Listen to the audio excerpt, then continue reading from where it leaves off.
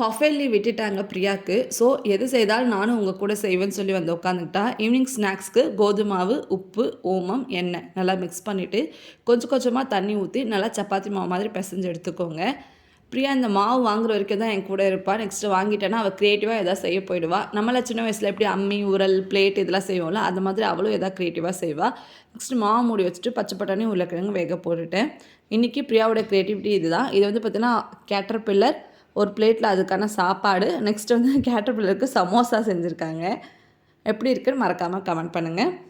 இது வெந்ததும் இதில் spices add பண்ணிவிட்டு நல்லா மிக்ஸ் பண்ணி எடுத்துகிட்டு ஒரு வானலில் கொஞ்சமாக எண்ணெய் ஊற்றி சீரகம், இஞ்சி பூண்டு பேஸ்ட்டு, இந்த மசாலா நல்லா ஆட் பண்ணிவிட்டு கொஞ்சமாக கொத்தமல்லி, லெமன் இது பண்ணுங்கள். சூப்பரான ஸ்டஃபிங் ரெடி ஆகிடும். திரட்டிட்டு 2ஆக டிவைட் பண்ணிவிட்டு ட்ரையாங்கிள் ஷேப்பில் வந்து ஃபோல்ட் பண்ணிவிட்டு உள்ளே ஸ்டஃபிங் வச்சுடுங்க.